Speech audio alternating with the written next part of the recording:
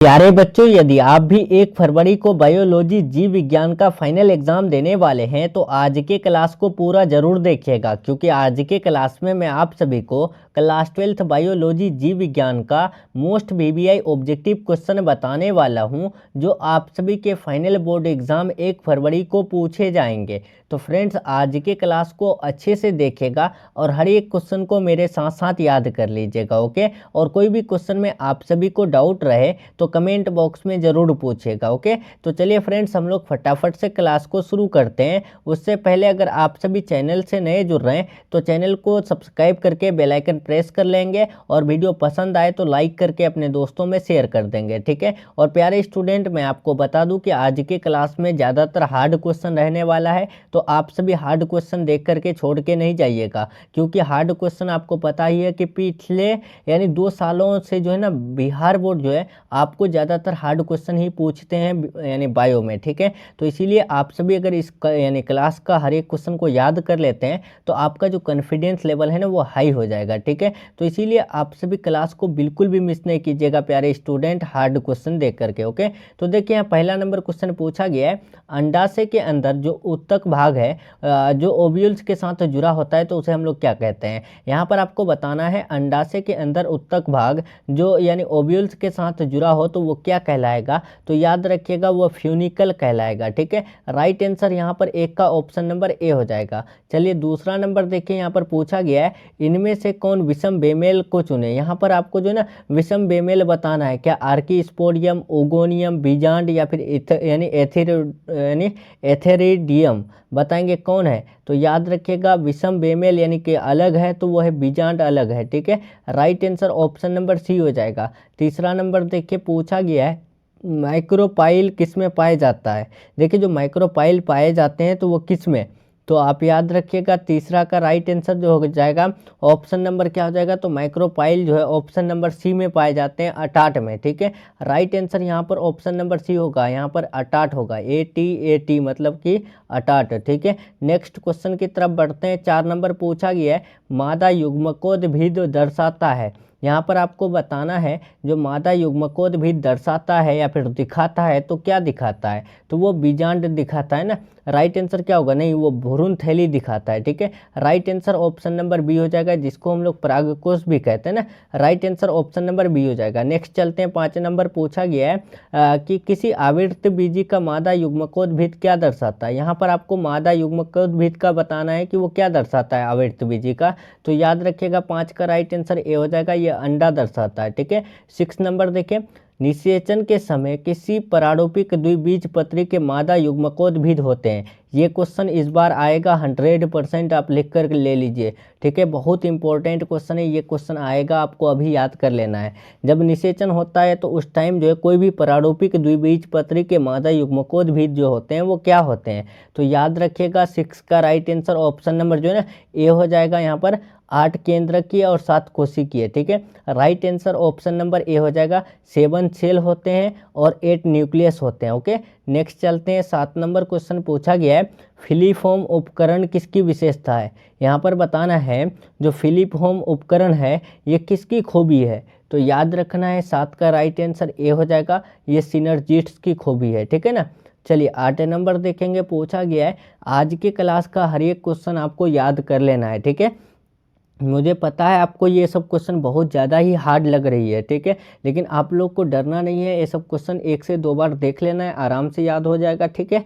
लेकिन हाँ, आपके फाइनल एग्जाम में अगर हार्ड क्वेश्चन आए ना तो इससे बाहर नहीं आएगा प्यारे स्टूडेंट, मैं आपको गारंटी दे रहा हूँ।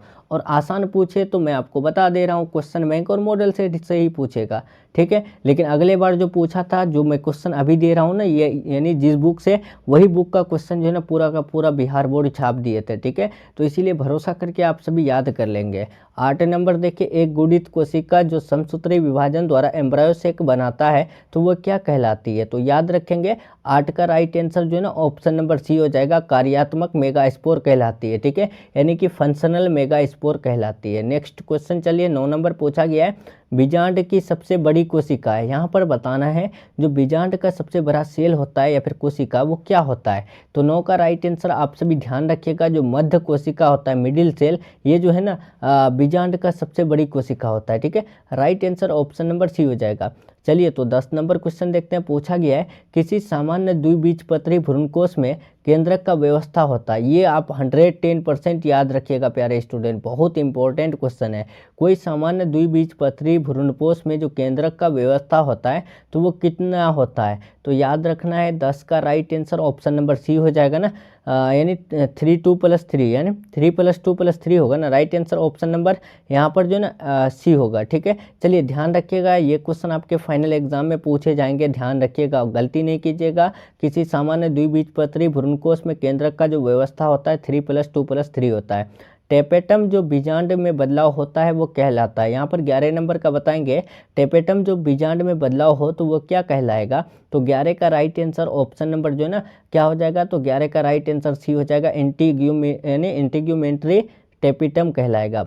12 नंबर देखिए पूछा गया है किसी यानी किसके द्वारा किसी आवर्तबीजी में टेट्राड के चारों ओर यानी माइक्रोस्पोर ढका रहता है। यहाँ पर बताएंगे किसके द्वारा जो है कोई भी आवर्तबीजी में टेट्राड के चारों ओर जो है माइक्रोस्पोर ढका रहता है, तो 12 का राइट आंसर ऑप्शन नंबर याद रखिएगा पुष्प केसर। ठीक है, नेक्स्ट चलते हैं। 13 नंबर क्वेश्चन पूछा गया है किसी आवर्तबीजी यानी जो एक बीजपत्री होता है उसके नर गेमेटोफाइट में क्या होते हैं, तो उसके नर गेमेटोफाइट्स में जो होते हैं ना याद रखिएगा माइक्रोस्पोरन होते हैं। ठीक है, राइट आंसर यहाँ पर ऑप्शन नंबर सी हो जाएगा। चलिए 14 नंबर देखेंगे। पूछा गया है किसी पुष्पीय पौधे में एक परागमात्र कोशिका से एक परिपक्व युग्मकोद्भिद का निर्माण होता है। यहाँ पर बताएंगे कोई भी यानी पुष्पीय पौधों में जो है एक यानी परागमात्र कोशिका से एक यानी परिपक्व युग्मकोद्भिद का निर्माण होता है, तो वो किसके द्वारा, तो याद रखेंगे 14 का राइट आंसर सी हो जाएगा, एक अर्धसूत्री एवं 2 समसूत्री विभाजन द्वारा। ठीक है, क्या एक अर्धसूत्री, ठीक है, और 2 समसूत्री विभाजन के द्वारा जो है एक परिपक्व युग्मकोद्भिद का निर्माण होता है। चलिए 15 नंबर देखेंगे, परागकीट रासायनिक रूप से बना होता है। यहाँ पर देखेंगे पूछा गया है यहाँ पर कि परागकीट रासायनिक रूप से बना होता है, तो याद रखिएगा इसका राइट आंसर जो है ना 15 का हो जाएगा ऑप्शन नंबर बी, लिपिड और कैरोटीनॉइड्स के से बना होता है। ठीक है, याद रखिएगा जो परागकीट बना होता है रासायनिक रूप से तो वो लिपिड एवं यानी कैरोटीनॉइड्स से बना होता है। ठीक है, नेक्स्ट चलते हैं। 16 नंबर क्वेश्चन पूछा गया है स्वविवाह मतलब कि ऑटोगेमी के लिए अनुकूल है। यहाँ पर बताएंगे ऑटोगेमी के लिए कौन अनुकूल है, समलिंगी विवाह, हेरोस्टाइल, भिन्नकाल पक्वता या फिर स्वबंध्याकरण। तो फ्रेंड्स याद रखिएगा 16 का राइट आंसर ए हो जाएगा।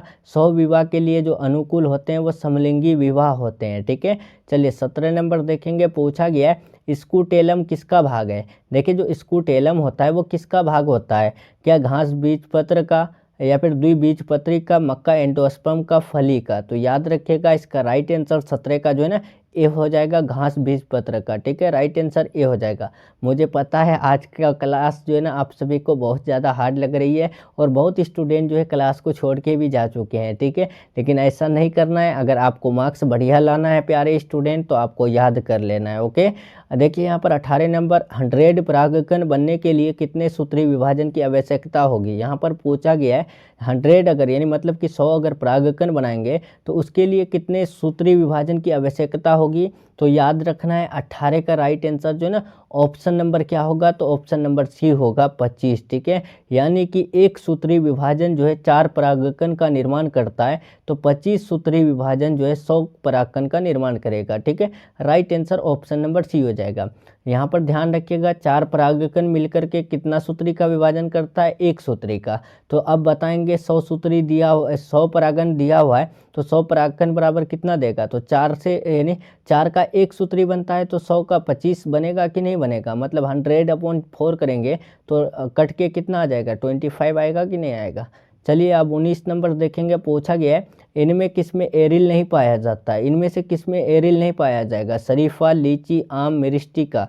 तो याद रखना है जो एरिल नहीं पाए जाते हैं तो वो आम में नहीं पाए जाते हैं। ठीक है, राइट आंसर सी हो जाएगा। देखिए 20 नंबर आपकी स्क्रीन में आ चुका है, इनमें से कौन नरयुग्मक से संयोजन करके भ्रूणपोष बनाता है। तो ये तो आपको पता है ना, क्योंकि 2009 और 10 में तो लगातार पूछा गया है ये क्वेश्चन कि नरयुग्मक से संयोजन करके जो भ्रूणपोष बनाता है वो द्वितीय केंद्रक बनाता है। राइट आंसर यहाँ पर 20 का डी हो जाएगा।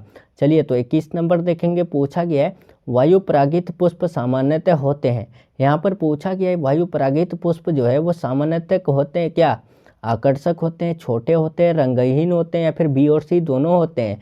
तो फ्रेंड्स ये सब क्वेश्चन बैंक का है, तो आपको ये क्वेश्चन याद रहेगा। उम्मीद करते हैं आपको याद है और आप आंसर भी लगा चुके हैं कमेंट बॉक्स में। तो याद रखना है 21 का राइट आंसर डी हो जाएगा, बी और सी दोनों, ठीक है। और फ्रेंड्स अगर आप सभी जो है ना यानी बिल्कुल भी तैयारी नहीं किए हैं और आप सभी चाहते हैं और आपका सपना है 400 प्लस लाने का, तो आप सभी आराम से कर सकते हैं, ठीक है। क्योंकि आपके पास अभी भी टाइम है और यानी हमारे द्वारा जो गेस क्वेश्चन दिया जाता है अगर उसको याद कर लेते हैं तो 110% श्योर है आप 400 प्लस करेंगे, अगर आपका राइटिंग लेवल बढ़िया है तो, ठीक है। तो अभी भी टाइम है, आप सभी क्या कीजिए, इस नंबर में कॉल मैसेज करके 400 प्लस दिलाने वाला गेस नोट्स ले लीजिए और अच्छे से याद कर लीजिए। कुछ भी नहीं पढ़े हैं, बढ़िया से आपको याद कर लेना है, ओके। 22 नंबर देखिए, चींटियों द्वारा परागण को क्या कहते हैं। देखिए जो चींटी के द्वारा परागण होता है तो उसको हम लोग क्या कहते हैं, तो याद रखना है 22 का राइट आंसर बी हो जाएगा। चींटी के द्वारा होने वाले परागण को हम लोग मोर्मिकोफिली कहते हैं, ठीक है।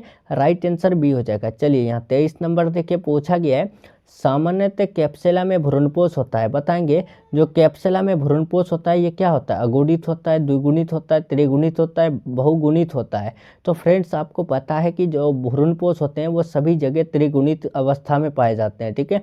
राइट आंसर 23 का सी हो जाएगा। चलिए 24 नंबर देखेंगे, पूछा गया है पोरोगेमी में परागनलिका किससे होकर भ्रूणपोष तक पहुंचती है। यहाँ पर बताएंगे पोरोगेमी में जो है परागनलिका किससे होकर भ्रूणपोष तक पहुंचती है।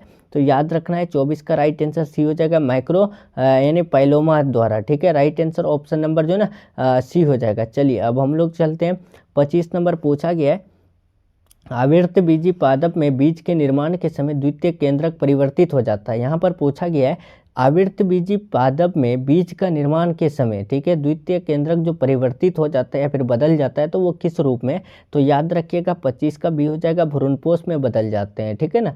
चलिए 26 देखेंगे, पूछा गया परागकोश भित्ति में इनमें से कौन सा नहीं होता है। यहाँ पर आपको बताना है परागकोश भित्ति में जो नहीं होता है क्या नहीं होता है, एंडोथेसियम, मध्य परत, टेपिटम, इंटेग्यूमेंट्स। तो आपको पता है एंडोथेसियम ये भीतरी परत होता है, मिड यानी मध्य परत ये बीच वाला परत होता है, टेपिटम जो है यानी सबसे नीचे का ये होता है जिसका काम होता है क्या, पोषण देना होता है, ठीक है। तो इसका राइट आंसर कौन सा हो जाएगा, ऑप्शन नंबर डी हो जाएगा, इंटेग्यूमेंट्स, ठीक है। चलिए ध्यान रखिएगा परागकोश भित्ति में इनमें से कौन नहीं होता है, तो वो इंटेग्यूमेंट्स नहीं होता है, ठीक है। चलिए 27 देखेंगे, पूछा गया है भ्रूणकोश में निम्नलिखित में से कौन सा नहीं होता है। यहाँ पर बताएंगे भ्रूणकोश में क्या नहीं होता, अंडर समुच्च, दो ध्रुवीय केंद्रक, गुरु बीजाणु, जनन कोशिका, एंटीपोडल्स। तो फ्रेंड्स याद रखिएगा 27 का राइट आंसर सी हो जाएगा, गुरु बीजाणु, जनन कोशिका नहीं होता है, ठीक है। नेक्स्ट 28 देखेंगे, एक परारूपिक आवृत्त बीजी में होता है, बताएंगे एक परारूपिक आवृत्त बीजी भ्रूणकोश में क्या होता है, एक कोशिकीय, दो कोशिकीय, 5 कोशिकीय, 7 कोशिकीय। ये तो आपका VBI क्वेश्चन है, ठीक है। जितने भी क्वेश्चन बता रहे हैं आपको याद कर लेना है। अगर आप सभी पहले का क्लास नहीं देखे हैं तो ज़रूर देख लीजिएगा प्ले लिस्ट से जा करके, ठीक है। प्ले लिस्ट बना दिया गया है तो वहाँ से देख लीजिएगा। एक परारूपिक आवृत्त बीजी में भ्रूणकोश जो होते हैं वो यानी 7 कोशिकीय होते हैं। यहाँ पर देखिए 30 नंबर पूछा गया है, बीजांड के बीजांडकाय में पाई जाने वाली रचना जो स्पोरोफाइट की अंतिम है उसे हम लोग क्या कहते हैं। यहाँ पर देखिए पूछा गया है बीजांड के बीजांडकाय में, ठीक है, पाए जाने वाली रचना जो स्पोरोफाइट की अंतिम यानी लास्ट में होती है तो उसे हम लोग क्या कहते हैं। तो फ्रेंड्स याद रखिएगा 29 का राइट आंसर जो है ना ऑप्शन नंबर जो है क्या हो जाएगा, ए हो जाएगा, यानी गुरु बीजाणु मात्र कोशिका कहते हैं, ठीक है।